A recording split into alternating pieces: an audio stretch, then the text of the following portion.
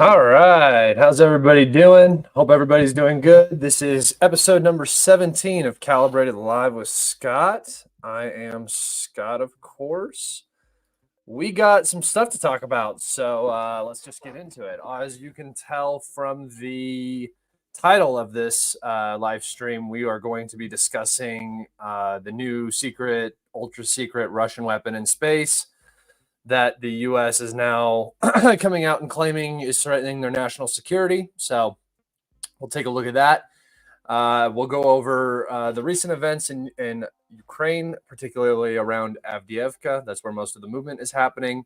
Yeah, we got some stuff to talk about. But first and foremost, yes, the Chiefs did win. Congratulations to the Chiefs.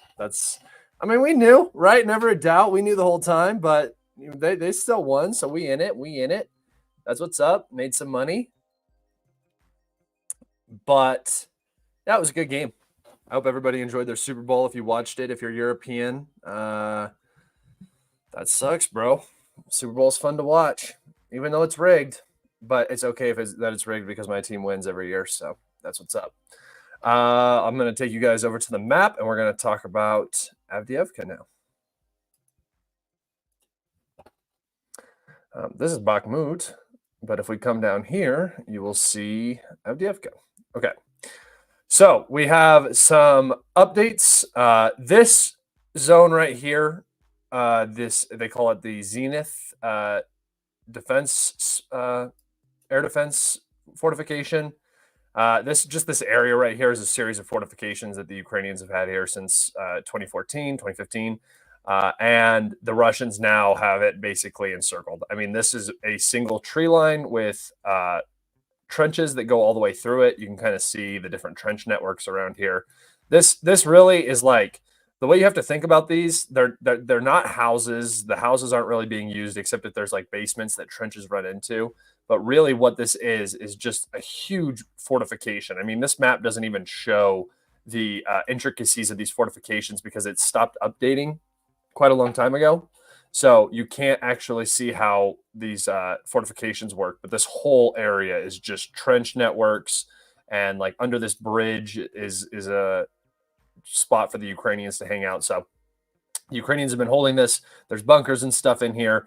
But the Russians now have cut it off. There is about, I think, less than a half mile. Yeah, so like a fourth of a mile, which would be like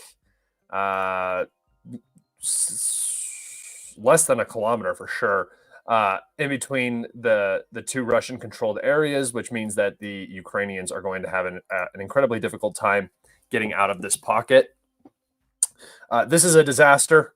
They could have pulled out of here a long time ago, just re-established the lines. But the problem is if they pull out of here, it frees up all of these Russian troops that were on this line. There isn't a solid line behind it. They're going to fall back to the 9th District, and then the final road that is available out of town will be cut that heads to Severne. We're going to talk about this road in a second and what's going on with it, what it looks like. But yeah, that's not great.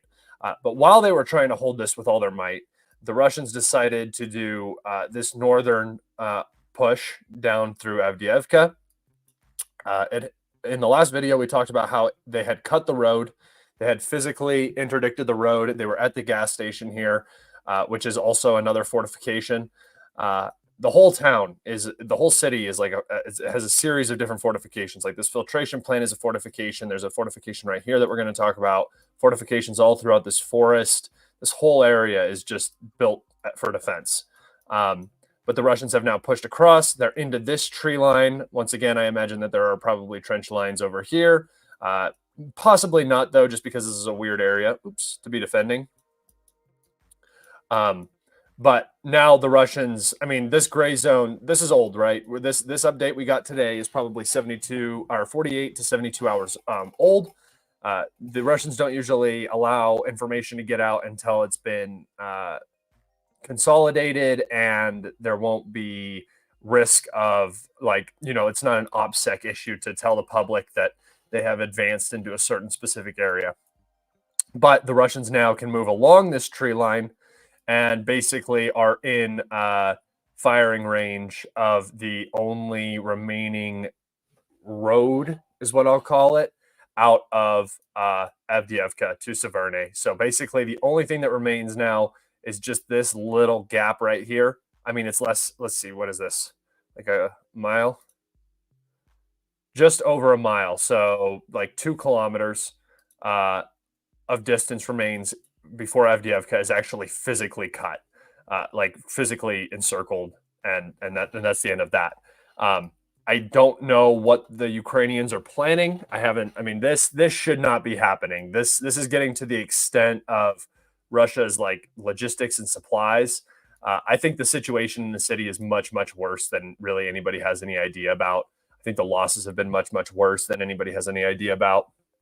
And the relief groups that were supposed to be arriving got absolutely smashed back over here in Selidov, back over here. There was a couple of strikes. In fact, this hospital building right here, yes, this hospital building right here was struck, and we'll look at some pictures of this hospital that was struck. Obviously, hospitals this close to the front, this is not being used. This right here is the main logistics point for Marinka. This is a main logistics point for Avdiivka. Right, this is like the last stop before you head down like this road towards Pervomaisky, and then up here towards Orlivka, right? This is a major highway. This is the artery that connects, even just supply up here down to Novomihайлivka, Ugledar, this stuff. This is one of the big final staging points. So the Ukrainians got absolutely smashed in a couple different areas in this town, and we'll look at some of those pictures. But those were the units that were being brought in to relieve the Avdiivka garrison that's now basically trapped in the city. I'm going to take us over real quick to the map of... I'm going to take us over to my Twitter so you guys can see what the road conditions look like. Okay, so here we go. Here is the last road heading into Avdiivka. This was the one that heads to Severny. As you can tell, it is a dirt road. It's not like gravel. It's not cement. So obviously very, very susceptible to weather. You can see these guys are stuck in about 2 feet of mud. Evacuating through this is an absolute nightmare. Traveling through it is horrible. It's exhausting. And here you can see a different separate section of the road.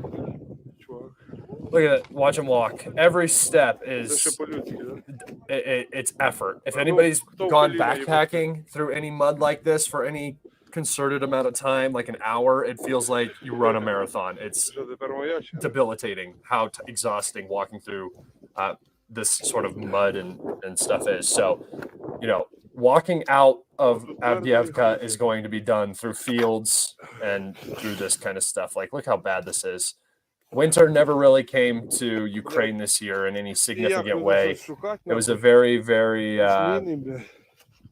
very mild winter, and it was a very mild winter, and the Russians are now, they do this quite frequently where they get into these urban battles right as the weather conditions start to deteriorate.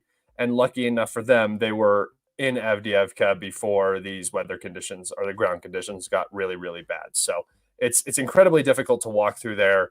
It's just it's not where the Ukrainians want to be. And now the situation is becoming like, so you have like dire, which is like something needs to change right now to salvage the situation. You have critical, which means if something doesn't happen right now, we're in deep shit. And then you're at that next stage for the Ukrainians, which is like, do we either die walking out, do we die sitting and fighting, or do we surrender? Those are like those are basically the options for the Ukrainians in this garrison. Still waiting for some relief attack to happen, but like I said, I doubt that's going to happen, just considering what's going on here.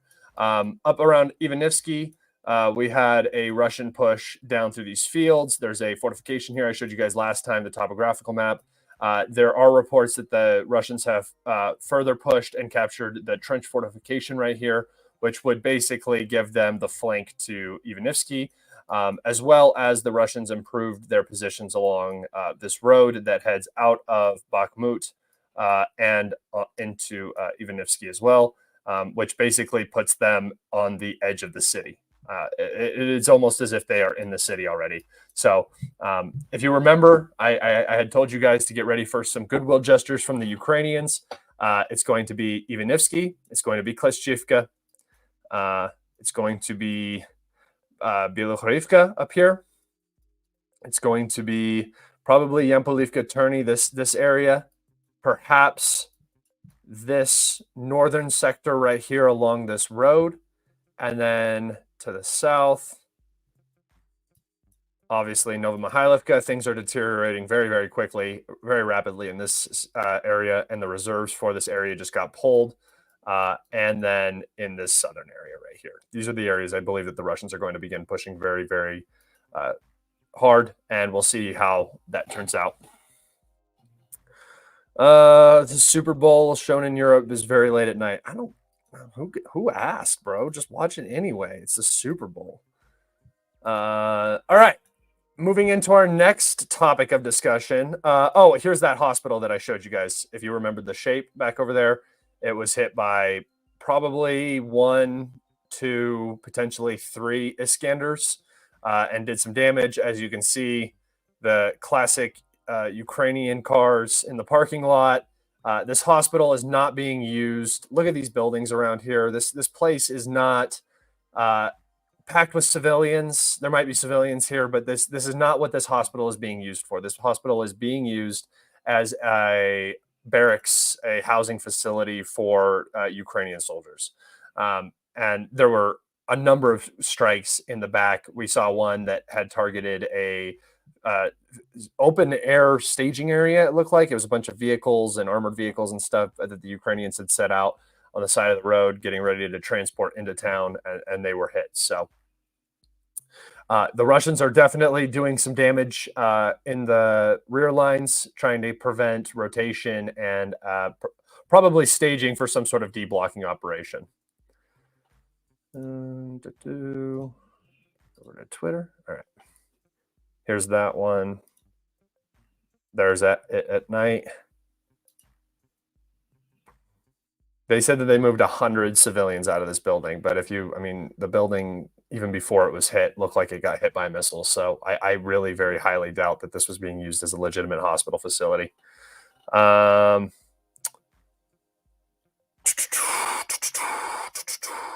Okay, so I wanted to talk to you about the big event that happened today. I'll just hop right into it. So today, the House Permanent Select Committee on Intelligence has made available to all members of Congress information concerning a serious national security threat. I'm requesting that President Biden declassify all information relating to this threat so that Congress, the administration, and our allies can openly discuss the actions necessary to respond to this threat. It was very clandestine, this announcement. It came out, they weren't really telling anybody what was going on. And then we got some of this information. that let's see, where is it?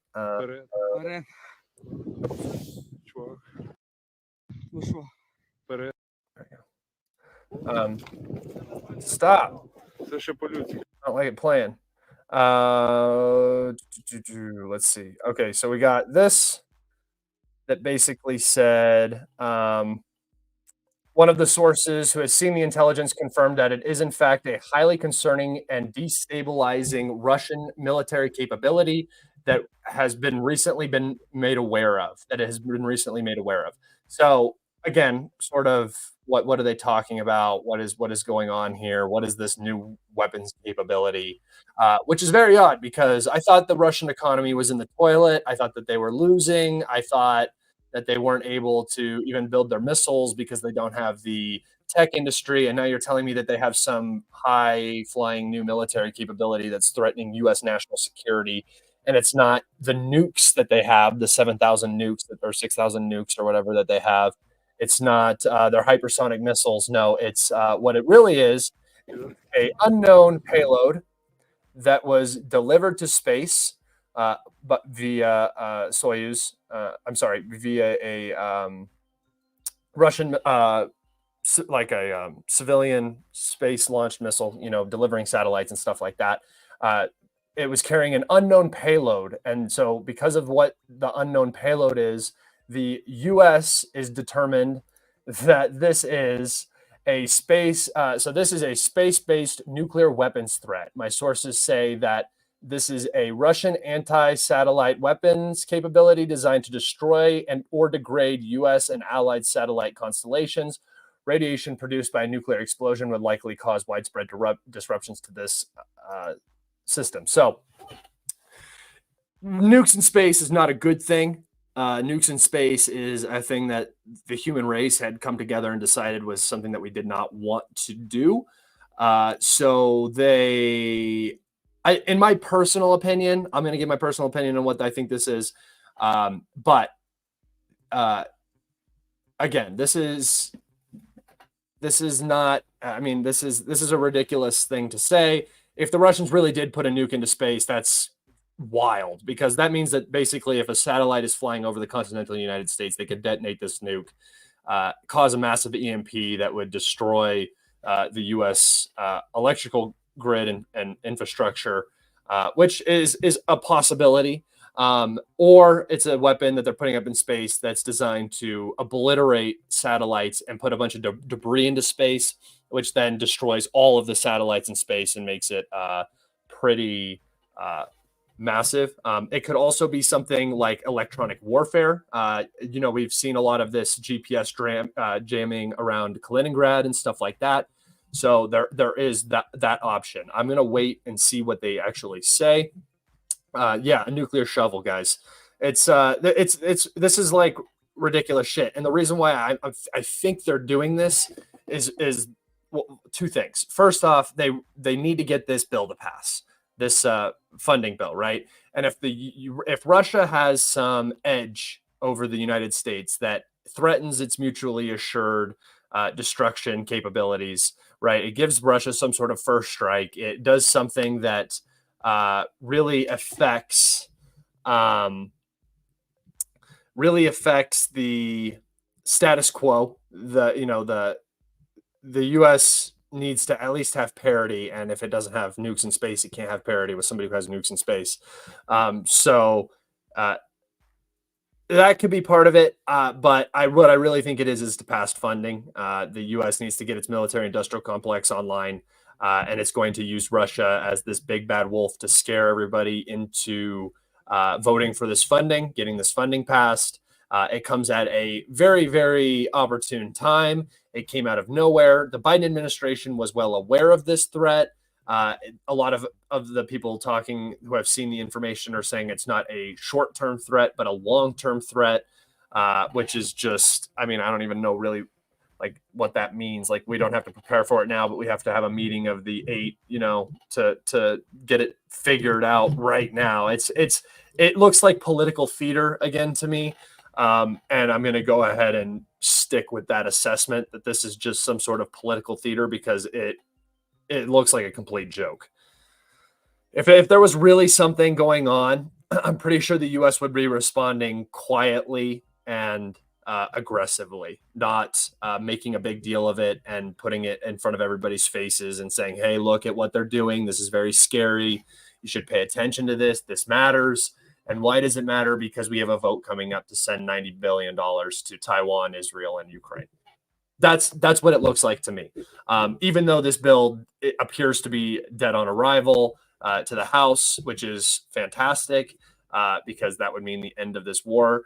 Um, I again, I just think that this is a way to get the funding passed. That's my personal belief. I also believe it's a way. I saw some people talking about how this is going to affect uh, U.S. domestic ability to spy on Americans. So sort of like the Patriot Act, they're going to use this. They're going to try to catapult this into more restrictive like internet usage and stuff like that. So we'll see. We'll see where it goes. I don't think it's going to go anywhere good or productive or beneficial for the American population or the world in general.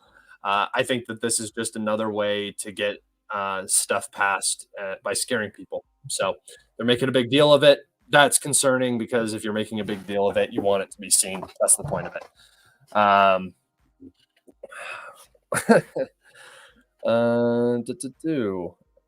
Let's see. Back over here. So yeah, فانه if hopefully the like Russians really do have nukes in space, that's going to be very, very interesting. I'm curious to see how that plays out. I would really love to just get into a war already. I said this on my Telegram. I said it's about time we just get into a war so I can just get drafted. This run through. I'm sick and tired of this character, man. We gotta let's restart. Maybe I'll try like what should I try next time, guys? Oh, I don't know, like a blacksmith or something. We'll figure it out. We'll figure it out. We'll figure it out. I might speed run. I don't know. We'll see. But yeah, so I believe that we're going to be in a war before the election. I believe that we're gonna get into a conflict somewhere. It looks like the Middle East, and so that's kind of what I'm waiting on. And this is just another step to begin pushing everybody in that direction, right? Make EDM jazz. Okay, bro. EDM jazz. They're hesitating because they know. Yeah. How does Scott simultaneously look 50 and 25? That's because, well, first off, the beard. When I shave the beard, I look way different. My hair is obviously like the thing that makes me look super old, but I'm actually young. So at the end of the day, I don't. I'm not an old person. So I got that vitality. I got that young person energy, but really I'm an old man. What is my shirt? It's Berserk. I have a bunch of these anime shirts. They're sweet. They're like 90 degrees though, all the time when you're wearing them. But so oh. Scott looks like Turn Up Pony from OnlyFans. I've never even been on OnlyFans, but I don't. Who is Turn Up Pony? That better be flattering. If you guys have questions, go ahead and drop them in now. I've pretty much covered everything that I wanted to talk about today. I believe that tomorrow is going to be a big day for the map. I think that we're going to see a lot of that gray zone get captured, and I believe that we're going to see some retreats deeper into uh, Avdiivka. Oh, there it is. Hayden, I've been following your content for a long time now, but never had the chance to thank you until now for all your hard work. Really appreciate it. Thank you, man. That's awesome. I try my damnedest. Oh, damn, bro. Thank you for that. That's crazy. I appreciate that, man. Yeah, I do this for you guys, and like I said, like if you guys weren't here and weren't enjoying this as much as it seems like you are, I wouldn't be doing it. Um, I mean, I would be doing because I think that I can be successful in this, but you know, like if I wasn't doing it for somebody, I probably wouldn't be doing it. So I really do appreciate you guys. I was thinking today, I was like, I won't do a live stream just because I was gonna wait and see what was happening with the maps and stuff. And then I was like, nah, there's probably like 300 people who are waiting for me to come on and stream today. So you guys are making it happen. I appreciate you coming in. Let's see. You promised to wear Chiefs gear. Yeah, I actually don't know where my jersey is. I don't know what happened to it. I wore it on Sunday and I got super super plastered after they won. During, but also after, and I don't know what happened to my Chiefs jersey. It's around the house somewhere, so I'll find it. Let's see. Question: the drones targeting Russian ships are receiving targeting data from NATO airborne drones. Can Russia act against NATO drones? Why or why not? Uh, you know, I am very, very curious about this. Oh, yeah, I forgot to talk about the ship that was sunk. For you guys that don't know, there was a large landing ship that was sunk in the Black Sea Fleet again. This is like the second ship in 2 weeks or something like that. Uh, Again, I mean, we talked about it. Focusing on sinking ships while Avdiivka is falling and your soldiers are being massacred is a very, very odd thing to me. But they sunk a ship. Again, a ship that was not really affecting the war at all. According to reports, a rescue effort was underway for a couple hours, and they got everybody off of the ship. I don't think most of these ships in the Black Sea fleet are even fully staffed right now because they're not really doing anything. But yeah, so do you still compete in bodybuilding? No, I don't. I mean, I want to again. I want to get back into it, and I have time now, so I should really start. But I just stopped for like the last 2 years. For those of you who don't, mm, I won't talk. I won't talk about that right now. But I got very very busy for the last couple years with my personal life, and I just decided that bodybuilding wasn't what I wanted to do, especially because if you're doing bodybuilding, you're doing drugs usually, uh, like to compete because that's what is required. And if you're not taking it serious, if you're not 100% focused on it, if you're not all in on it, then it just isn't really worth doing it because it is detrimental to your health and stuff after a lot of usage. So, why is the Greens so warmongers? Not good for the environment, I would guess. It's just kind of this ebb and flow. It goes back and forth. Sometimes the Republicans, like just for the Americans in here, the Greens, like you have your liberals, you have your left wing, you have your right wing. It kind of goes back and forth where the Democrats will be the war party and then the Republicans will be the war party, and it basically just kind of switches based off of how the public is thinking, or I guess is how the government is acting in its foreign policy. But you kind of get people who just support like Biden, like all the people that are like, yay, yay, the war in Ukraine, stuff like that, would not have been doing that if Trump was like, hey, we should go help Ukraine fight this war, right? All of those liberals would be saying, no, peace, we need peace, we don't need war with Russia, this and that and the other. But since it was Biden in office at the time, and they want to continue that, then everybody's on board. It's kind of the way things go. Question: did you hear about the shootings at the Super Bowl parade today? Yeah, it kind of seems like gang violence to me. It didn't look like anybody was killed. There were like 8 to 10 injuries. I hope nobody dies. That's super sad. But you're in an American city. There's going to be people that are just bad actors sometimes. It does look like gang violence though. There's very few casualties when there's gang violence because they can't ever shoot their guns right. Never hit shit. They panic, they turn around, they run, and then they just start pulling the trigger. Scott, how can I DM you on Telegram? I tried, but only found a bot. Can you help me, please? I think. Can you guys see my Telegram?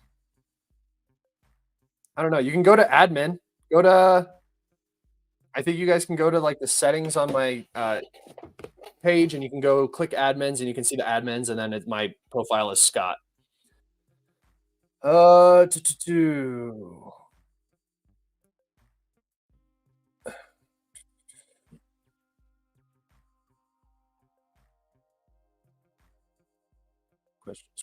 Questions. Sunk? Was it not important? No, these ships just kind of move around from time to time. I really don't know what the Russian Navy is doing in the Black Sea. I don't know what the fuck is going on.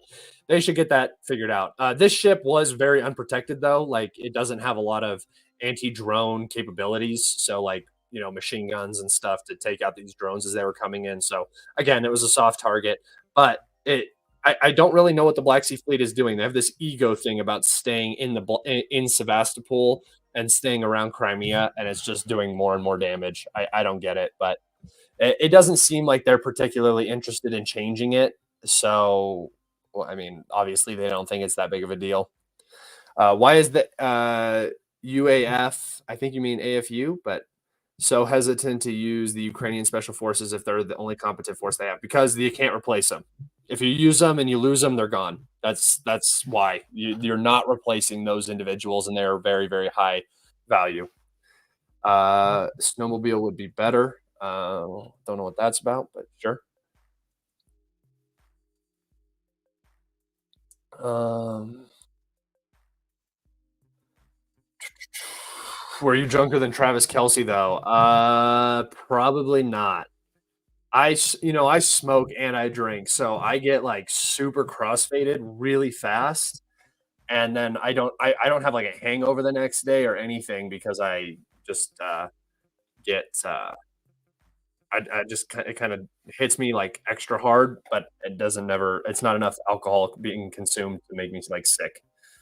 Juicing, yeah, that's what I meant by drugs is steroids, anabolic steroids. Everybody, I'm going to go ahead and tell you guys this because a lot of people don't seem to grasp this. Everybody playing at a professional level in any sport is using some sort of performance enhancing drugs. That's just the way it is. Unless your sport is like the UFC where it's like hyper tested. In the NFL, everybody is doing it. The only people, I mean, you only ever get caught if you're dumb enough to mess up the way you're doing it. Uh, Tour de France, everybody's doing it. Anybody in a sport where it's their entire life is committed to this, and they're going to get whatever advantage they can to get ahead. Uh, that's what's going to happen, right? So this happens in every single sport. I know NFL players who have gone to the same guys that my guys go to. Like I've known people who have known NFL players. I've known people who have known college athletes, but cyclists, like everybody. Like it's seriously everybody. You guys would be astounded. And yeah, when you're doing bodybuilding, you basically have to do it. You can, it's like you're not going to compete at a high level if you don't. And I was competing at close to a national level. So, I mean, I went to nationals. I wasn't like winning the national show or anything. Um, have you heard anything about the completion of the helicopter flag carrier flagship that's being built to replace the Musket Ball? No, I haven't. I would say probably none of that is coming until after the war is over. Uh, when will the war in Ukraine end? Like I've always said, 2026, unless like a complete collapse happens. I just don't see that happening with the U.S. backing it. One person was killed in Kansas City. Damn, that sucks. That sucks. That really sucks.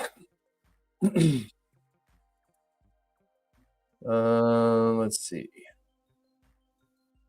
I don't understand why they don't take the ships far away from somewhere in Crimea. Yeah, I'll show you guys. So if you look here, they actually have taken a lot of especially the missile cruisers, which are the important ships.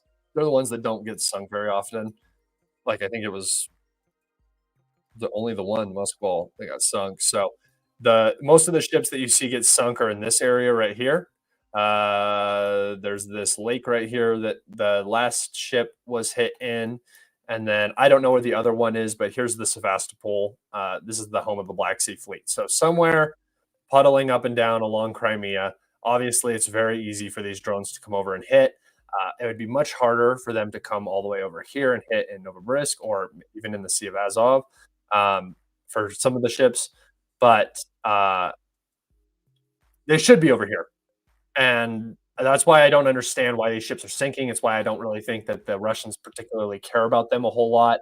And what the Russians can end up saying, and this is also something that you got to take into consideration, is, "Oh, look how much damage the Ukrainians have done to our Black Sea fleet. We cannot allow them to have access to the Black Sea. This is one of our negotiating, basically, when we come to the negotiating table, we need Odessa because we cannot have the Black Sea fleet being threatened by the terror state of Ukraine if it still exists, right? So that'll be part of it, I do believe, and then that also sets them up for a solution to the Transnistria issue. But we shall see in time indeed.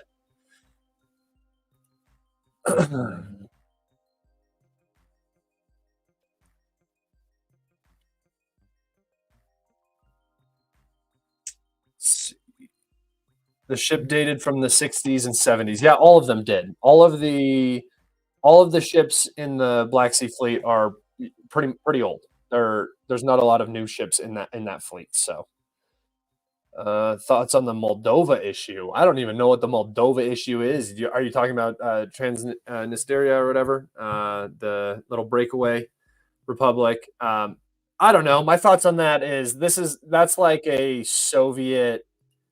Uh, I'll actually bring up the deep state map because they actually show it really well on their map because it's technically occupied territory. So here you go. You can see it right here. This is the part of Moldova that is a breakaway republic, very, very Soviet-esque because it's just kind of stuck in that time. And they do have Russian troops positioned in here. So there are Russian troops placed in this territory, and not a lot. And uh, the connection to this would just resolve this issue. And it would also, honestly, it'd probably be a pretty good thing for Moldova because they could resolve this issue, and Moldova could get into the EU and NATO probably. So, that's I guess the issue in Moldova. Um, However, it's not really an issue. It's just kind of a status quo thing. It's just a holdout republic.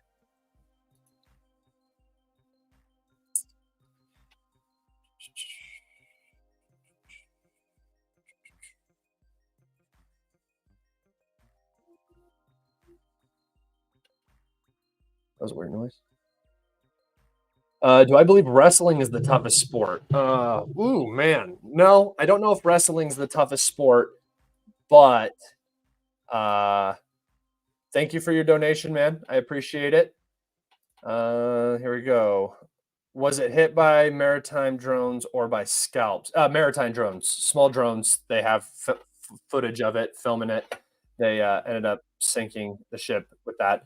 But these drones don't do a lot of damage to the inside. I mean, unless you're like on the other side of the wall when the thing goes off, like in the room that gets flooded or whatever. When this drone explodes, you're probably not. It's probably not going to do that, like cause that many casualties, just because it's more of like it pokes a hole and then it causes water to go in. Is like its job, kind of like a penetrator on a tank, except when you're in a tank and a penetrator gets through the armor, it just ricochets around and kills everybody in the tank.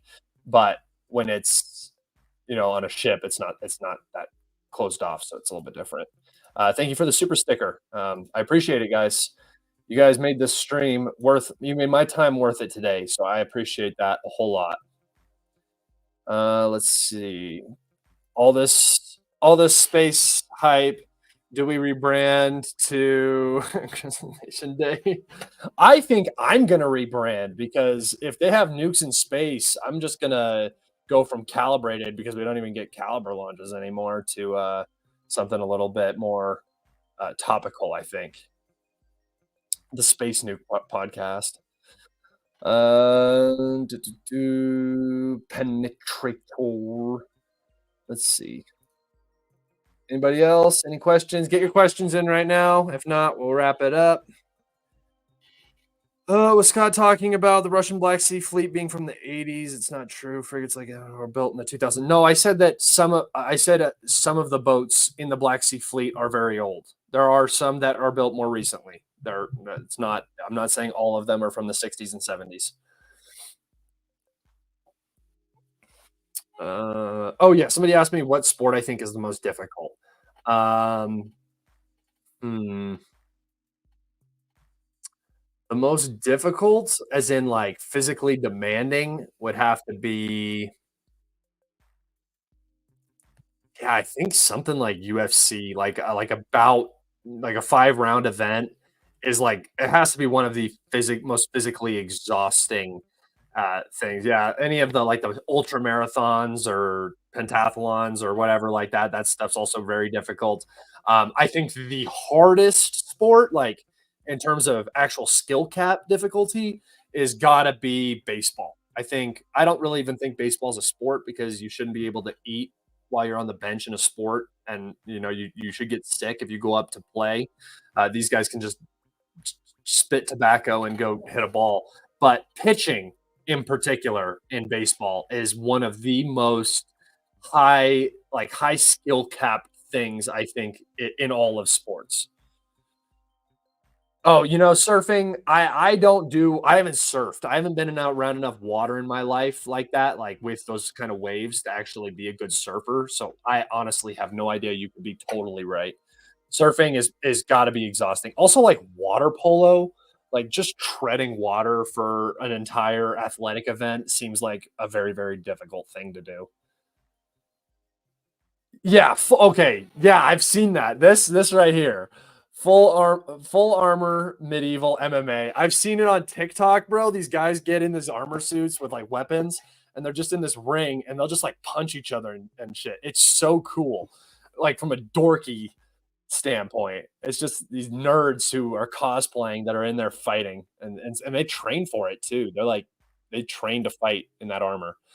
Um, brother, this is only the beginning. Russia has weapons that we do not know about. They're saving them from when they protect China. So this is something that I'm very uh, interested in is this idea of weapons being hidden. I do think that there are certain weapon systems that are best kept hidden, like electronic warfare, hacking stuff, like anything like that. Uh, is like cyber warfare stuff that should be kept secret. Uh, Other stuff like kinetic weapons, nukes, anything like that. Usually, I feel that the goal is to make sure everybody knows that you have these very very capable weapon systems, so that you never have to actually use them. You want everybody to know that you have a Sarmat, or you want everybody to know that you have hypersonics, because then they're doing a job without actually making you invest, right? You don't want to have to actually use these hypersonic weapons on the people that they're designed for. You want to have them so that the people that they're designed to be used on never actually test you. That's the goal. So I think that most of the high level technologies that are not in development, I guess those are going to be kept secret, which is very possible. That's just speculation though on what who has what. I think most of it is released to the public because deterrence is the best use for any weapon. Polo, it's hard for the horses. Yeah, man, dude, think about. Oh man, what kind of? I'm trying to think about what sports use animals. Just horse racing, I guess. The hardest sports, boxing and swimming. Yeah, swimming is difficult. Uh, Boxing, I feel like MMA is harder than boxing though, because MMA grappling is so exhausting. Like I know that boxing is like 12 rounds and it is exhausting. I bet you could get more tired from boxing than you could in MMA if you tried hard enough. But I just think that like somebody being grappled and like forced into a corner and they have to fight for their life for 3 minutes trying to not get tapped has got to be one of the most difficult things ever. Just like fully flexing your body. Like when I was posing for bodybuilding, that's like the hardest thing, dude. Posing in bodybuilding is like it's so difficult. And you just have to build up like your endurance and your muscles and stuff. And I just think about fighting for your life against somebody like that would have to be one of like the most physically exhausting and demanding things ever. Russia has the tactical nuke. Radius fine, and they're saving it for China. I mean, I think you don't need a nuke that has that big of a radius. I think what you need is just a bunch of nukes. But uh, yeah, I mean they definitely have stuff ready to go. I'm very curious as to what they say that the Russians have up in space because that is a major accusation and something that I don't think should be taken very lightly. Animals is a Michael sport.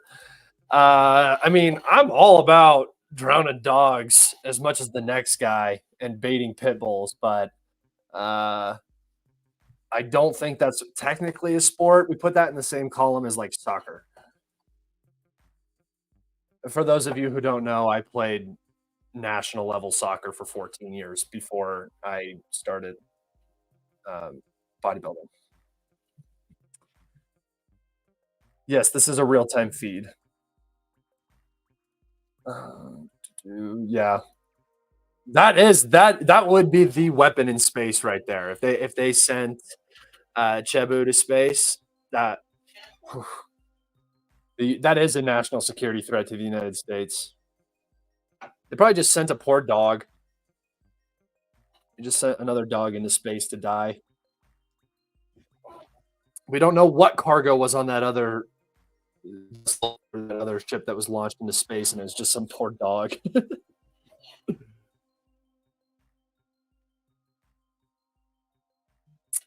Only punks fight animals. That's the same level as prison in the USA.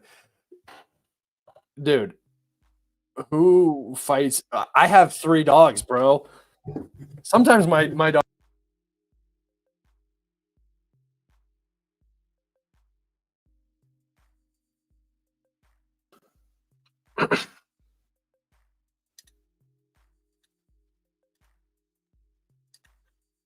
Yeah, I know. I know my mic muted.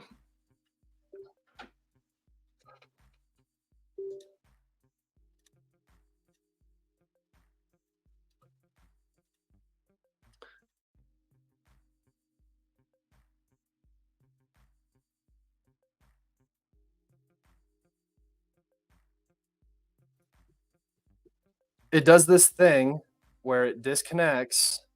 There we go. Now it's working. It does this thing where it disconnects and then it won't even read it. It's like, nope, the mic you have in your hand is not the one we're going to use. We're going to use your camera mic. And I'm like, sucks.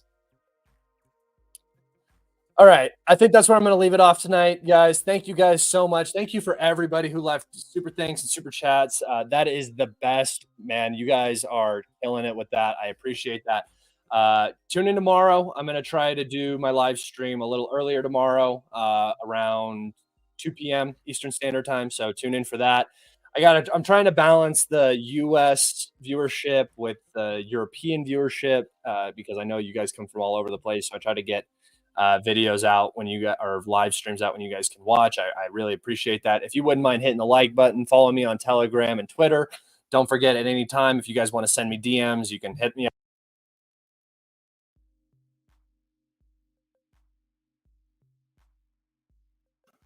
I hate this so much. I got to figure this setup up. But thank you all so much. Have a great day. I'll see you next time. Peace.